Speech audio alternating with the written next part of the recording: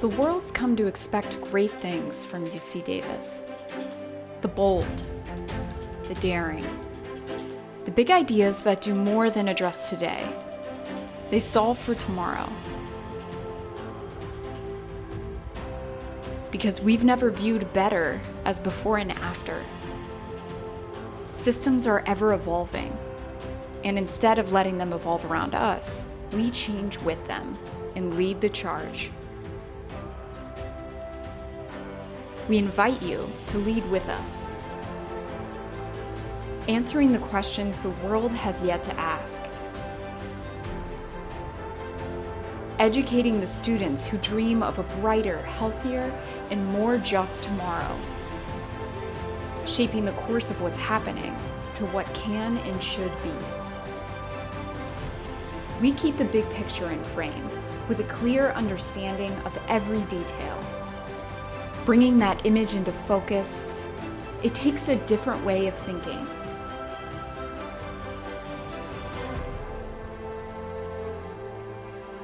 A different way of looking at the world. It takes a fresh point of view beyond a single vision. The kinds of collaborations that advance what's healthy, humane, and right. The kind of approaches that push the edges of unconventional. The kinds of solutions that reframe what's possible. The kinds of leaders that reveal a new way forward. Big ideas that seem unimaginable at the start simply need the time and space to grow.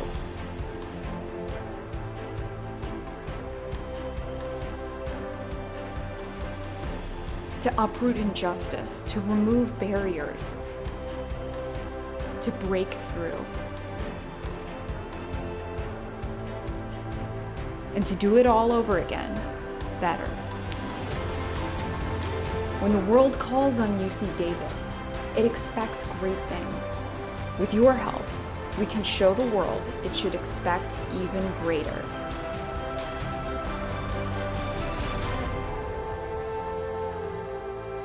Expect greater from UC Davis for the world.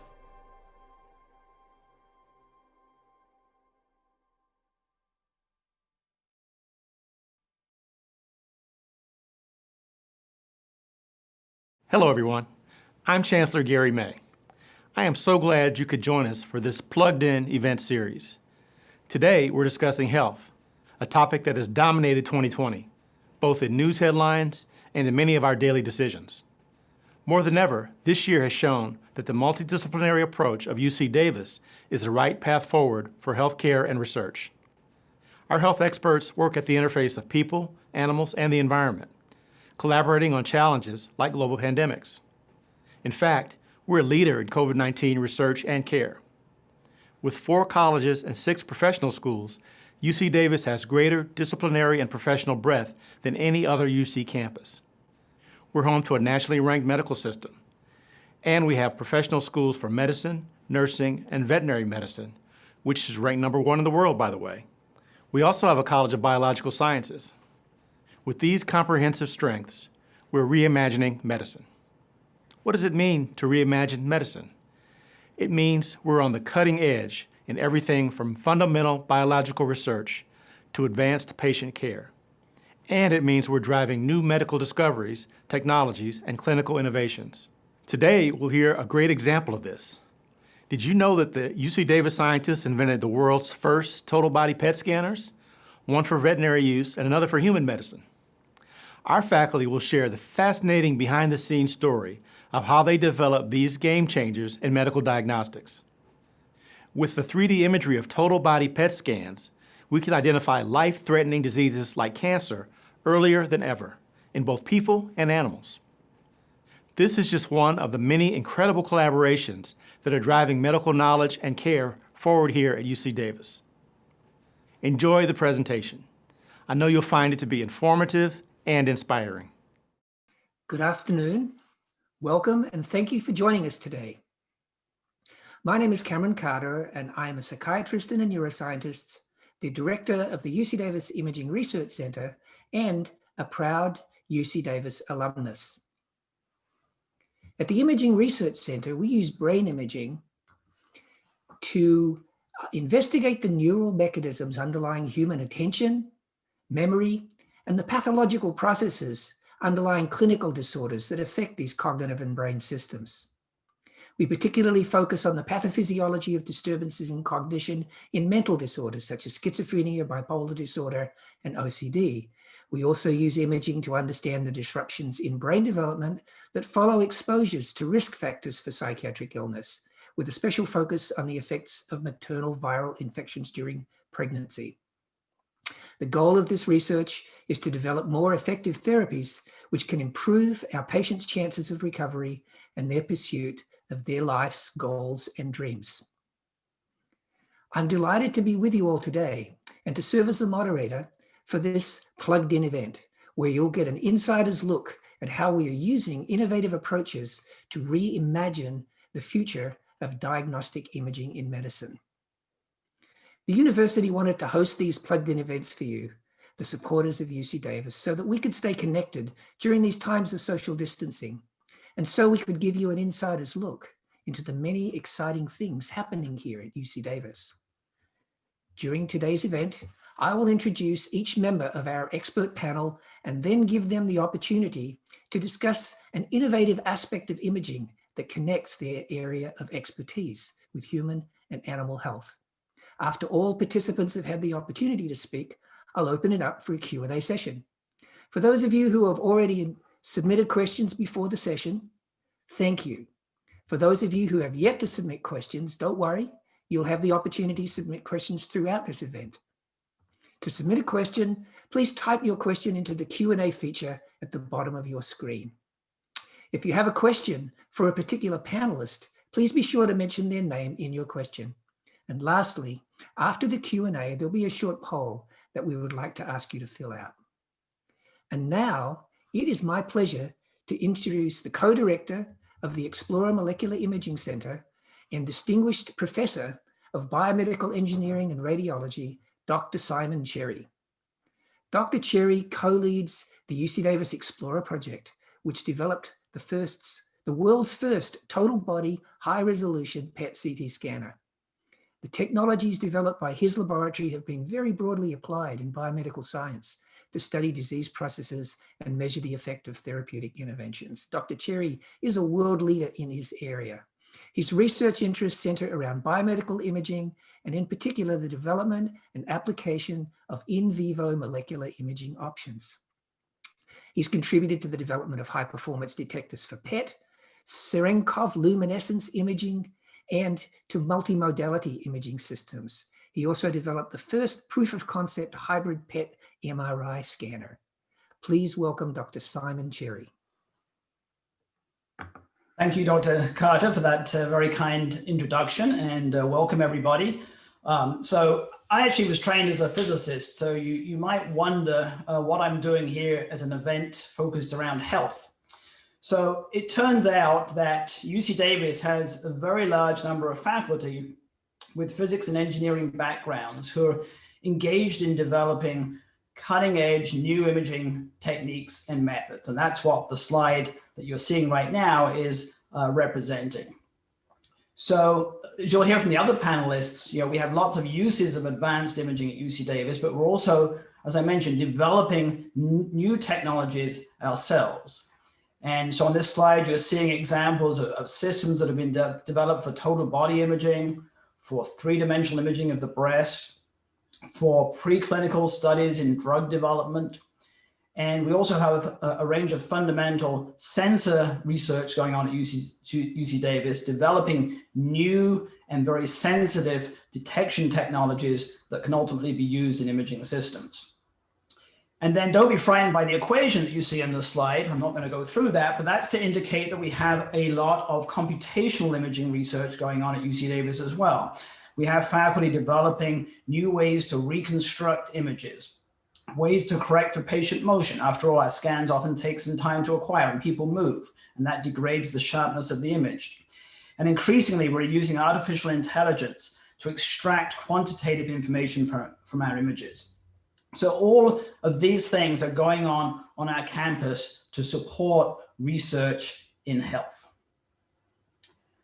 I'm going to take you through one project today that I've been involved with for the last 15 years, together with my close colleague and friend, Dr. Ramzi Badawi, where we've been seeking to develop the world's first imaging system that can cover the entire human body.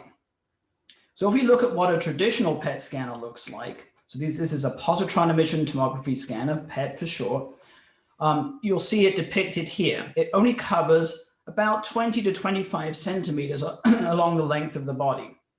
Now, these are still very useful, powerful imaging devices used every day in the hospital. But we realized some time ago that if we extended the sensors to cover the entire body, as shown here, we could capture a lot more of the available signal. And this is what we call total body imaging. And why is this important? Well, it's important because with all the additional signal that we're able to collect, we can get much higher quality images than currently available. We can also collect those images potentially much more quickly or at reduced radiation dose. So we have a lot of opportunities as to how to use this new technology. You now see a photograph of the system. You also see it behind me here. This system was developed in the last 5 years using a grant from the National Institutes of Health in collaboration with an industry partner. And it is now scanning patients here at UC Davis. In fact, we've scanned over 650 patients to date. It's FDA approved and it's being used clinically. It's also been commercialized. There are 7 of these systems in the world. The only one in the United States is here in Sacramento. And there you see the Midtown location. It's got its own dedicated building just across from the Midtown UC Davis Clinic. And on top there, you see me along with my collaborator, Dr. Badawi, in front of the system. And the last image I'll show is actually an image from the system. This is actually a normal subject. This was actually the very first scan that we did at UC Davis just over a year ago, just showing that we can capture the entire human body from the top of the head to the feet. This is actually an image showing glucose metabolism inside the body. You're really looking at the energy utilization of the body. So the brain, for example, which shows up very dark here because it uses a lot of energy, the heart as well, you see. But you can see a lot of detail that we can see inside these images. So I hope you agree that this is a really great example of technological innovation from UC Davis that's gone from concept to commercialization. And this total body imaging opens up all kinds of new possibilities because many diseases and injuries to the body involve the entire body. To give you a couple of examples, we think of a heart attack, we think of that just being an issue to do with the heart, but not so. Studies have shown that following heart attack, there are effects in many other organ systems in the body, in the brain, for example, and in the liver. How can we understand that if we can only image one organ at a time? Or a very relevant topic right now, of course, is COVID-19. People recovering from severe COVID-19 infections have a lot of ongoing health effects. And that's not just in the lungs, but also in other organs. We see inflammation in the liver, for example, and in the heart and in the brain in some patients. So again, understanding this and understanding the role of the immune system, which is everywhere in the body, requires us to take a total body approach. And so we're very hopeful this new device is going to open up all kinds of interesting research opportunities. And at the same time, I'm just thrilled that it's already serving our patients here in our local community and our UC Davis patients, and that we've been able to bring this technology to fruition. Thank you. I would like now to introduce Dr. Matthew Sprier, veterinary radiologist, Associate Professor of Surgical and Radiological Sciences in the globally recognized #1 ranked UC Davis School of Veterinary Medicine. Dr. Sprier is both a clinician and a researcher. He spends 50% of his time working as a clinical radiologist at the UCD Veterinary Hospital, and the rest of his time is devoted to research and teaching activities. His work in developing the use of positron emission tomography on horse limbs led to UC Davis becoming the first veterinary hospital in the world to implement the use of an equine PET scanner in 2016. Dr. Sprier's research has been instrumental in showing PET's ability to detect injuries not seen with other imaging modalities. Please welcome Dr. Sprier. Thank you, Dr. Carter. Good afternoon, everybody. I'm very excited to share with you some of the innovative PET work we've been doing at the School of Veterinary Medicine.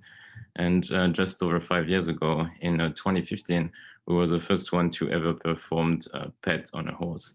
And I cannot take credit for the original idea, but one of the strengths of our program here is that we're very well connected with bioengineering. And Dr. Badawi actually mentioned to me as he was working on developing a new scanners with a compact shape, was looking for additional applications for this scanner. And this is how we decided that we could try and image a horse. And he connected me with a company that had this scanner you see here on the slide, which is a compact scanner initially designed to image a human brain. They were on campus for a clinical trial for brain tumor in dogs. And so we decided to try and apply this scanner to image the horse foot.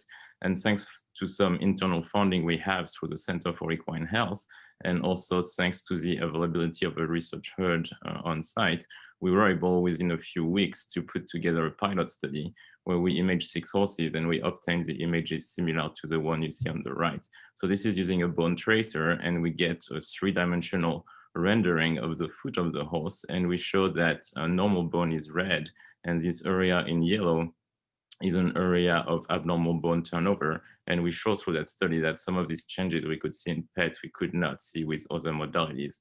So thanks to this data, and with additional funding from Center for Equine Health, but also external funding from the Grayson Jockey Club Research Foundation, we started an equine clinical PET program over 4 years ago. And we've imaged over 100 clinical patients through that program. But the main limitation was the need to have the horse under general anesthesia, as you can see on this image with the horse on the surgical table.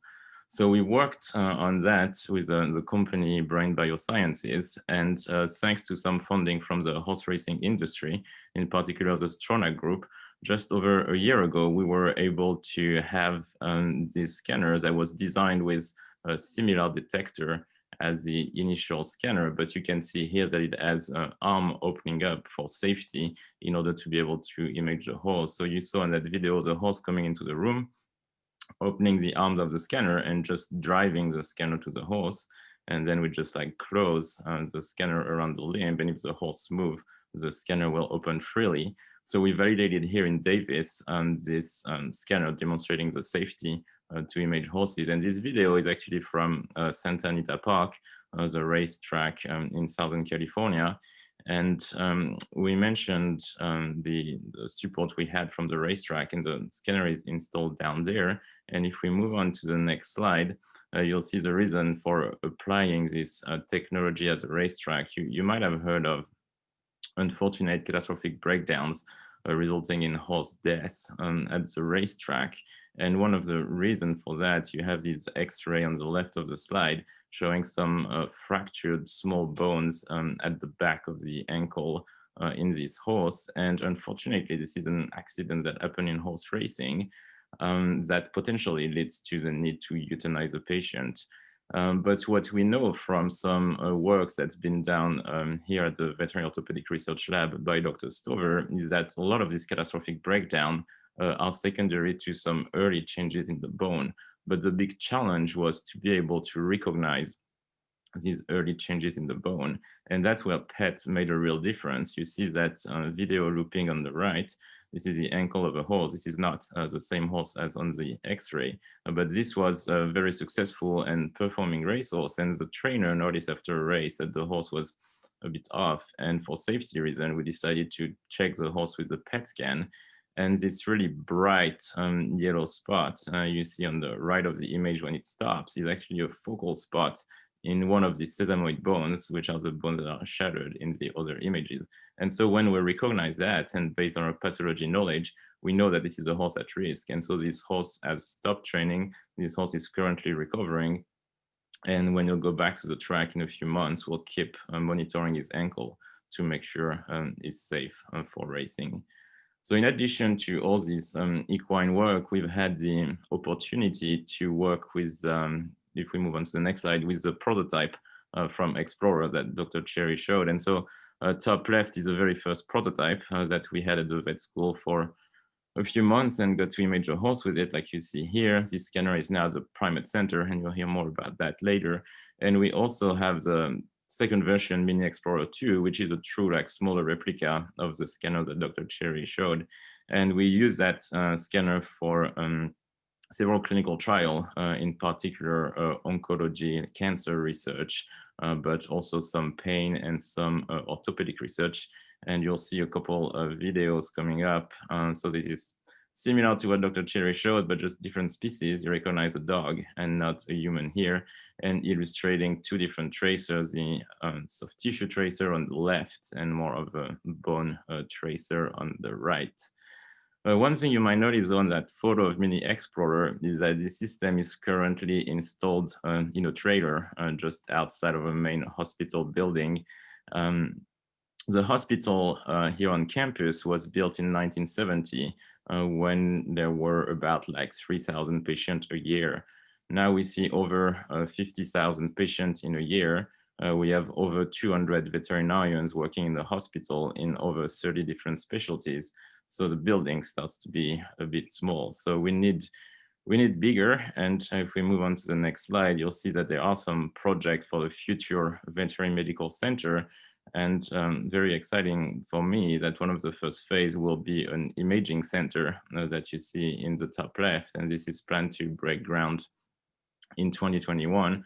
But there are multiple other phases going on over 10 years, including also an equine performance center that you will see the rendering on the bottom image here. So this is part of the Expect Greater campaign, that there is a need for fundraising for the future veterinary medical center. Thank you for your attention. Thank you, Dr. Sprier.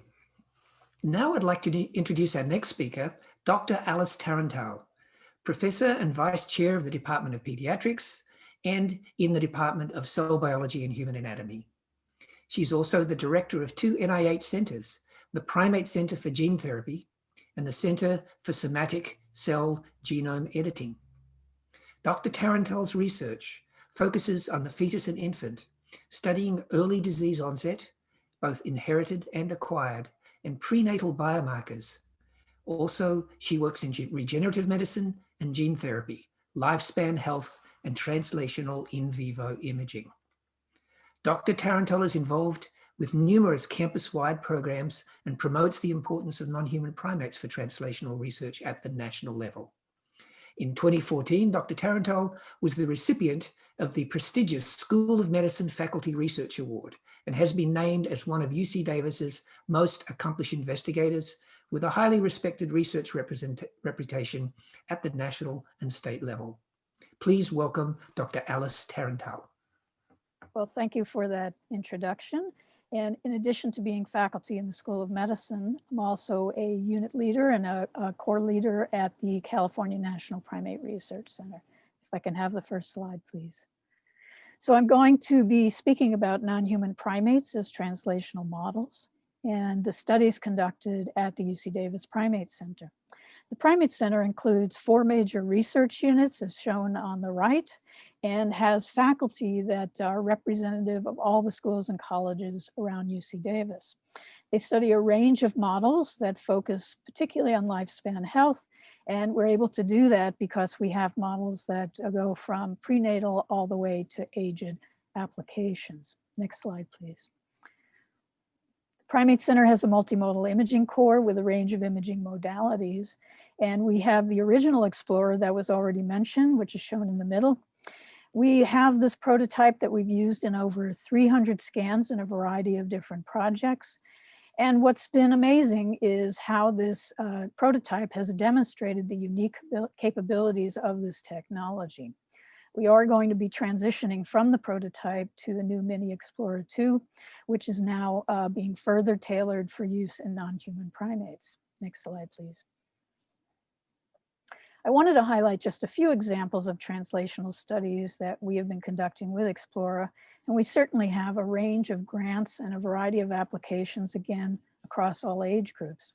One particular area of interest for many of our investigators, including myself, are developmental disorders and understanding the timing of fetal developmental susceptibility, and particularly looking at the relationship of the maternal, placental, and fetal compartments. And this is where total body PET is absolutely fantastic, because we can do this correlative imaging, as shown in the figure on the right, where we can actually see in the blue area in the circle the brain of the fetus that has been targeted with a particular radio tracer.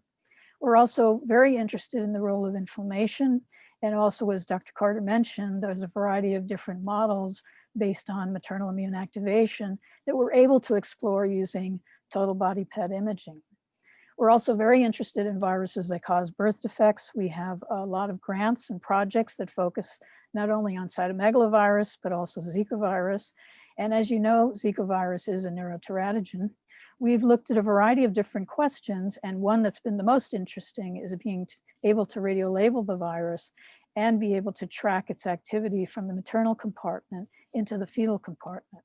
We also do a variety of transplant studies with different stem and progenitor cells, and we label them so that we can detect them in utero as well as postnatally. And the objective here is to make sure that the cells are actually going to the right locations and don't drift to off-target sites. Other infectious diseases, just as an example, with HIV, there's an interest in understanding more about viral sanctuaries or reservoirs, and certainly looking at ways that we can eliminate the virus. Here again, total body PET is really tremendous, because we can look at the entire body at one time and be able to detect where the virus might be hiding. I wanted to spend just a few moments talking a bit about our gene therapy and genome editing applications. As mentioned, we have an NIH center, the Primate Center for Gene Therapy, that's been funded from the NHLBI, the National Heart, Lung, and Blood Institute, since 2001. And we've looked at a variety of different questions, many related to childhood diseases, and ways that you can design and implement the use of what are called viral vectors. You may have heard about, for example, adeno-associated viral vectors, AAV, that are used for targeting a variety of different diseases, muscular dystrophy being one, sickle cell disease, as well as other applications. And much of the work that we do is tailored to age group, again, defining what will work best in childhood, as well as in utero, and also looking for ways to design these viral vectors so they de-target areas that will not be quite important in terms of transferring the genes. So for example, in studies on muscular dystrophy, we would want to see the vector and the genes in the muscle, but we would not want to see them in the liver. So then moving to our gene editing studies, if you can have the next slide, please. We have a primate testing center for evaluation of somatic cell genome editing. And this is part of a national consortium supported by the NIH. It consists of 33 investigators around the country with 45 funded projects. And as you can see, a few examples here of the types of diseases that are being targeted in the consortium. So the objective of the consortium is really to advance to new therapies for a range of both rare and common genetic diseases. And investigators that are working in the consortium are using both viral as well as non-viral vectors to be able to come up with new delivery systems as well as new editors. I'm sure you've heard about CRISPR-Cas, but they're also exploring some new ones to target a variety of diseases as shown here on this slide. Some of the new applications that we're developing in the testing center depends tremendously on Explorer, because we're very interested in being able to detect cells as they are edited in the body. And Explorer will allow us to do that. We can look from the head to the toe and actually see where it is that these cells are lighting up. So with that, I'll close and thank you for your attention. Thank you, Dr. Tarantal. Now it's my pleasure to introduce our final panelist, Dr. Julie Sutcliffe, Professor of Biomedical Engineering and Hematology and Oncology in the School of Medicine, as well as co-director of the Center for Molecular and Genomic Imaging. Her lab's primary research focus is on the design, synthesis, in vitro evaluation, and in vivo screening of molecularly targeted imaging and therapeutic agents with the ultimate goal of rapid deployment to the clinic. Dr. Sutcliffe's work is centered on developing molecularly targeted imaging and therapeutic agents for preclinical and clinical applications with a focus on oncology, as well as most recently COVID-19. Her lab developed and conducted the first in-human study of a PET imaging agent targeting a cancer-associated integrin in patients diagnosed with breast, colon, lung, and pancreas cancer. Dr. Sutcliffe is also the immediate past president of the World Molecular Imaging Society. Please welcome Dr. Julie Sutcliffe. Thank you, Cam, for your kind introduction, and thank you all for joining us today. As Dr. Carter mentioned, my group focuses on the development of targeted agents for the detection and ultimately for the treatment of cancers. But what exactly does that mean? So I see I have my first slide. Well, it's a process, and it's quite a lengthy process of that. But the first step is to identify a target of interest. And of course, I'm a chemist, and as chemists, there are millions of compounds we can work on, but ultimately what drives our decision is that we're looking at a clinically relevant target, i.e. one that's going to have a clinical impact.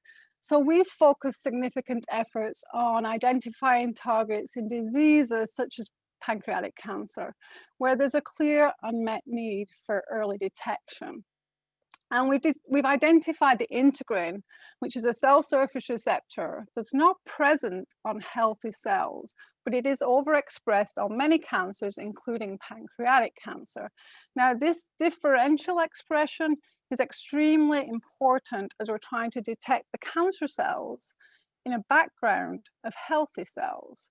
Now, unfortunately, I don't have time to describe the full process, and I'm just going to focus on some of our imaging data. We've developed several radiolabeled peptides, and using the unique imaging resources available to us here at UC Davis, we've been able to test them. We've been able to test them in mice, in non-human primates, and we've now translated our lead compound into the clinic. So you're seeing a lot of images on this slide. The mouse images demonstrate that our compound is selective for the target of interest, and the remaining compound is rapidly excreted through the kidneys. Now, although mouse models play a significant role in drug development, they're not humans, and we'll therefore further evaluate our compounds in non-human primates in collaboration with Dr. Tarantel. Now, this preclinical data is what enabled us to apply to the FDA for first-in-human use. Since obtaining this approval in October 2016, we've now evaluated this agent in patients with breast, with colon, with lung, and with pancreas cancer. We've demonstrated the ability to detect sub-centimeter primary lesions, but also metastasis to the bones, to the liver, to the lung, and to the brain. What's very important for us as we're developing new imaging agents is we've also demonstrated that our agent has higher sensitivity and specificity than the current standard of care radiotracer, FDG. However, to put this into perspective, this is over a decade of work on this one slide. Now, before I move on to my next slide, I do want to highlight, as several other people touched on this, is that we recently repurposed this imaging agent to evaluate the long-term impact of COVID-19. Now, the lung images that you're viewing on the bottom right of this slide were taken 5 months after a patient was infected with COVID-19, and we can see that lung damage is visible. Now, the question remains, is this damage long-term? Well, we believe that longitudinal imaging is going to enable us to answer this question. Could I have my next slide, please? So we've demonstrated that we can detect small lesions in patients with cancer, but what does that mean for them? Patients don't want to hear us say we can see your cancer. They want us to hear us say we can treat it. So what are we doing for that? Well, we are leveraging a theranostic approach to do that. And what do I mean by theranostics? Well, we can use the same compound, or at least a very similar compound, to treat the cancer that we use to detect the cancer. Now, simply put, we swap out the radioactive isotope that was used to see the cancer, and we substitute it for one that will enable us to treat it. So to demonstrate this, the images that you're seeing on the bottom left of this slide is of a patient that has a neuroendocrine tumor. The images are acquired after the patient was injected with gallium-68 dotatate, so an imaging agent. And what you can see with this imaging agent are numerous metastases. These are the black spots that you're seeing on the image. This patient was then treated with 3 rounds of radiotherapy and then retreated, and re-imaged, sorry. And then what you can see is a lot of these metastases have disappeared. So this theranostic approach means that not only can we use imaging to select the patients that have a higher likelihood to respond to specific therapy, but we can also use imaging to monitor this therapeutic response. So with that, and with all the other presentations you've seen already, I hope you're convinced of the importance of imaging in medicine, and I'll hand you back over to Dr. Carter. Thank you so much. Thank you, Dr. Sutcliffe. So I want to thank all of our panelists for 4 really amazing, inspiring presentations that chart out the contribution that UC Davis is making to the future of medicine through its innovation in imaging. Before we dive into our questions, I want to take a moment to comment on the importance of the programs that our panelists highlighted. It's because of scientists, physicians, researchers like our panelists that UC Davis is known not only as a world-renowned health and research institution, but one that is known for bold ideas, daring approaches, and innovative solutions. With that, let's move on to our Q&A segment. I'm going to ask all of our speakers to unmute themselves and turn on their cameras. We've had a plethora of questions that have been submitted. So we're going to dive into some of those first, and then we'll move on to questions posed during the event via the Q&A box. I'm going to start with a question for Dr. Cherry, but also encourage other presenters to jump in if they have got thoughts and ideas to contribute. So Dr. Cherry, what do you think the most exciting applications of the PET Explorer are for clinical imaging? Gosh, it's so hard to choose. There are so many options in front of us, and we're only, just over a year into this. On the clinical side, I think what's exciting is that we can now tailor our clinical protocols to the patient's needs a lot more precisely. So in most patients, that's going to mean that we will use the power of the Explorer to get much better image quality. And, we don't have the data to prove yet that that makes a difference to how those patients are managed, but I guess is that it will, and that data will accrue over time as we build up a large library of cases. But for other patients, for example, for patients that may be in pain or may be unable to stay still for very long, we have the option of imaging much more quickly. And so for those patients, this will be a much more comfortable examination because they can be on and off the bed a lot more quickly. And then in other populations, for example, in young children and the pediatric population, the opportunity to reduce the radiation dose considerably with the Explorer scanner will be key.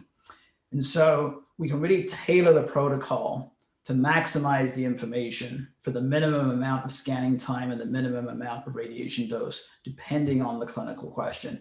And it just gives us this great playground, if you like, of different options that we did not have before. Well, thank you. Next question is for Dr. Tarantal. Dr. Tarantal, how will the imaging technologies that you described in your presentation provide insights for the diagnosis and treatments that could be performed in utero or postnatally? Well, thank you for that question, because that certainly is a major focus of our interests. I think that the mostly at this point, it's the research that we can conduct with Explorer that allows us to address questions we've never been able to address before. So again, going back to what I spoke about in terms of doing correlative imaging in the maternal, placental, and fetal compartments allows us to really get closer to understanding the role of the immune system, particularly the maternal immune system, but also as cells traffic from the mother through the placenta and in the fetus, that we can begin to gain insights that we simply don't have right now. So at some point in the future, we'd love to be able to think about doing gene editing in utero in humans and be able to correct these diseases prenatally. But we have a long way to go, and the Explorer will help us get there. Thank you. This next question is for Dr. Sprier. Dr. Sprier, why have so many horses died at the Santa Ana racetrack? What can this diagnostic tool do to prevent such deaths in the future? Thanks for the question. Unfortunately, fatality in horse racing, it's something that has existed for a long time. And I remember the first time I was confronted with it, I was 10-year-old at a local racetrack in northern France where I grew up, and I see a horse going down. It's just like, what just happened? And unfortunately, it's a reality. The numbers are relatively small from a statistical standpoint. We're talking about 1.5 to between 0.5 and 1.5 fatality per 1,000 starts. So it's a small number. But indeed, when you add many starts, you end up with a large number of horses. And that's what happened at Santa Anita 2019. There was a cluster, unfortunately, like several cases happened. And I think it really caught in the attention of the media. And so that's why we've heard so much about it. But I think a lot of research has been going on. And I think the Veterinary Orthopedic Research Lab has been involved for over 25 years with doing a program, doing pathology on all horses going down at the racetrack. And so thanks to that pretty unique program, we have a really good understanding of the pathology that is going on. But the challenge was being able to see it. And that is where with the pet, we can now see the early changes that we're not being able to see with other modalities. And by recognizing these changes early, we can adjust the training, we can stop the horses that are at major risk, and we have a much better understanding on what we can do to prevent these breakdowns. Well, thank you, Dr. Sprier. You know, I've certainly heard those stories, particularly about Santa Ana, and I think we'll all be pleased to see you use your tools to reduce those unfortunate events. Next question is for Dr. Sutcliffe, and it relates to this concept of translational research. How is work in the basic sciences translated into human and animal treatments? How do you go from the bench to the bedside? Work hard and a lot of perseverance. I think you saw on my slide, I showed that it's a multi-step process, many moving parts. But what I didn't mention is there's the interdisciplinary nature of taking something from the fume hood, if you will, bunch of chemists, medicinal chemists, to actually patient care. You know, and my basic training's in chemistry, but you know, we really have to be driven by the clinical need. And so I think the important thing is engaging that early, is to engage the clinicians and the physician scientists early. It's an interdisciplinary team, so it's building up your team. It honestly, you hear this a lot, it takes a village, but it truly does here. You know, you've got, look at this panel, you've got chemists, physicists, biologists, medicine. And so, and I think that's one strength of UC Davis. I think we all know that it's such a collaborative environment at UC Davis. So I know we're a little bit biased, but I think that's been a big strength for us here. It also takes a lot of resources, institutional commitment, and I think, you know, Dr. Cherry can comment on this as well. Is since we joined in 2000, there's been a significant investments in infrastructure. Needs to carry on, but there's a lot of equipment that's needed. It's, you know, it's fine. It's a lot of money. But I think, you know, UC Davis, I think, is unique. Many places have the pieces of imaging and the chemistry, but very few of them have what you're seeing here is the vet school, the primate center. So again, it takes a lot of money, a lot of commitment, a lot of time, a lot of energy, and the people. You know, I've had a chance to observe the evolution of the molecular imaging program in the 17, 18 years that I've been back at UC Davis. And I absolutely have seen that incredible collaboration and coordination, as well as that energy and persistence that's kind of taken us to where we are right now, and I think into a very exciting future. I'm going to go on to some other questions. I think there's one more pre-prepared question that was for me, which I will briefly answer. What is the status of imaging the brain to understand neurological disorders like Parkinson's disease and Alzheimer's? Well, particularly in diseases like Parkinson's disease and Alzheimer's, the progress that's made has been incredible. And we have many different modalities of imaging, MRI, CT, and PET, that allow us to understand the progression and the underlying changes in the brain that are seen in those disorders, those illnesses, and also to relate them to knowledge that we've gained from postmortem analysis and other kinds of analysis. So just for example, with Parkinson's disease, it's a complex disease, but it's in large part understood to be associated with degeneration of cells in the brain that make a neurotransmitter called dopamine. And there are so many tools for imaging the dopamine system in the brain, particularly PET tools, for imaging dopamine synthesis, the various receptors, the dynamic release of dopamine. And it's possible to relate those changes to the clinical changes in movement and cognition that people see in Parkinson's disease, and also to response to treatment. So just an amazing, over the last 20 or 30 years, it's just an amazing transformation. And these tools that initially were just research tools, like some of the tools that we're talking about today, are mainstream tools that are used in clinical diagnosis and monitoring the effects of treatment. So it's a very exciting time. I believe we have a few other questions in the Q&A. All right. Well, this is to Dr. Cherry, but I believe others in on the panel will be able to contribute as well. So this is from an anonymous attendee. With so-called long haulers of COVID-19, or those patients who experience long-term effects of the virus, it appears as if Explorer could be an important tool for longitudinal research of these patients. Do you have some thoughts about that? Yeah, absolutely. And Dr. Sutcliffe touched on this in her presentation as well. I think, we're going to be following the health effects of COVID-19 for many, many years to come. And I think PET in general and the Explorer system specifically can play a very important role there. There's a number of protocols being developed here at UC Davis for imaging COVID-19 patients in their recovery phase. We have protocols looking at inflammation across all the organ systems of the body. We have other protocols that will be following T cells. We have a specific radio tracer that binds to T cells. We can follow those important cells, which are part of the immune system and their response to COVID-19. So there's lots of opportunities, and then I'll let others also. I know Julie and Alice both have interest in this area too. Yeah, I think if I can just comment is that the image I showed, it was teeny tiny in the bottom right hand corner, was lung imaging after infection. Now, the protocol we have, because this was a fast track by the FDA, was we're imaging patients after they've recovered, but what the whole body imaging will allow us to do, as we are allowed to do more patients, is sure we kind of predict or expect that there'll be some lung fibrosis.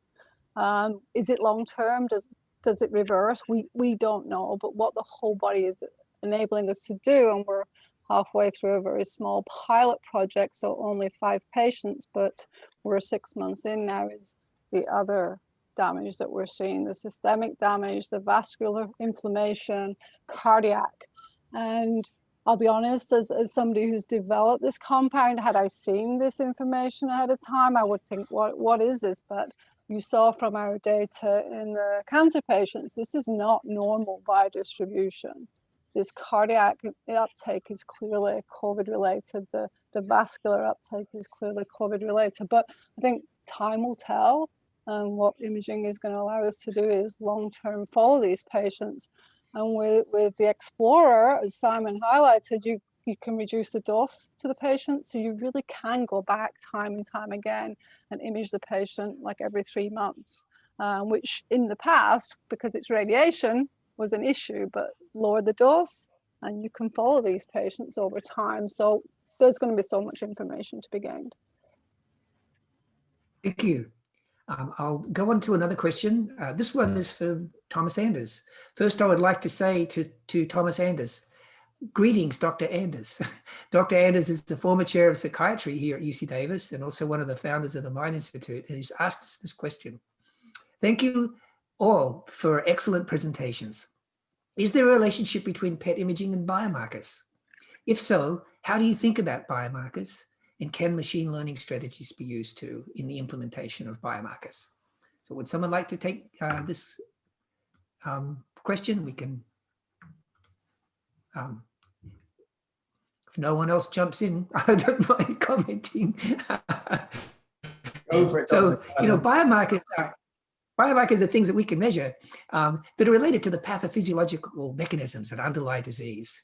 And they can be used for diagnosis, they can be used to predict outcomes, they can be used to monitor treatment.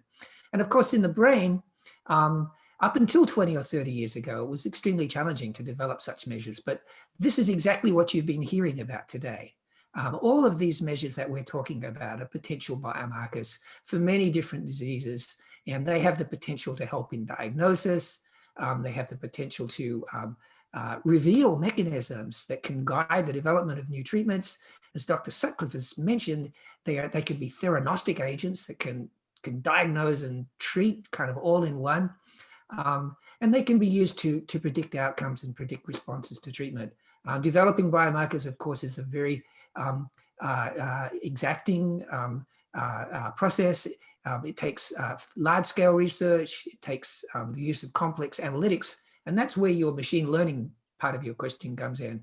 Because I think for most people who are developing biomarkers, unless you're lucky enough to have a single, with molecular imaging, you might have a molecule that is the molecule that's causing the trouble, and you might be able to image that and target it. But for a lot of illnesses, the processes that we have are complicated. There's a lot of things going on at once. Maybe there's a change in dopamine, but there's also some inflammation and some degeneration and other things. And so having measures of all of those things folded in incorporated into a machine learning algorithm can actually help you both to develop a tool to assist clinical decision making, as well as kind of learn new things about what's going on in the brain in a person with a particular illness. Do other people in the on the panel have comments about this? It happened to be one of my favorite topics. So I think just one important thing is validation, validation of these biomarkers. And I think imaging biomarkers, people have a little different definition, but just specifically to answer the machine learning and where has it started, just for some of my limited information on the pancreatic cancer, is that CT definitely now is being used through AI to look at the contouring of the pancreas, and can you see changes earlier, like really early detection, to see what are these patients actually going to develop pancreatic cancer. So I think absolutely imaging is going to play a huge role, but I think it's really about validating these biomarkers. And the standards are high. A biomarker has to be 80% sensitive and 80% specific. So it has to be really good in order to be used in clinical medicine. So I think perhaps we have time for one more question. This one is from David Shelton. Have you tested the effect of whole body scanning on SUV? Is the accuracy or precision of SUV improved compared to routine PET CT? I guess I should probably take that question. It's for you, Dr. Cherry. For my good friend, DK Shelton. So hi, DK. So good question. Good question. We don't know the answer yet. So I'm pretty sure it improves precision. I mean, we reduce the noise levels quite considerably. And so I think we're going to see a lot less variability in those numbers. Although, of course, we don't reduce the biological variability just by having more signal. The accuracy is another question, because we don't actually know what ground truth is. And that's always one of the problems. So we get different numbers on Explorer, typically higher numbers. And that's probably because we have better spatial resolution. And so those probably more accurately reflect what's going on. but you have no way to prove that, unfortunately. Okay, thank you, Dr. Cherry. We are going to wrap up now. So I'm going to thank all of the speakers for your remarkable presentations, and we will let you step off of your cameras and audio. I want to thank the participants, the audience here, for your attention and the very thoughtful questions that you posed for us. And as the Vice Chancellor highlighted in his video, UC Davis is home to a nationally ranked medical system, including the globally ranked #1 school of veterinary medicine. And I know that many of you are supporters of UC Davis, and we want to thank you for your support, your philanthropic efforts. These strengths of the university allow us to lead the charge in reimagining medicine and to help us learn how to solve tomorrow's challenges today. If you're interested in giving to any of the initiatives discussed today by our panelists or to support another area of health research, you can contact Mariel Hughes, Assistant Vice Chancellor for Regional Giving and the campaign. We hope that you're all staying healthy and safe, and we look forward to connecting with you again in the future. Please join us again at another one of our future events, and good afternoon to you all.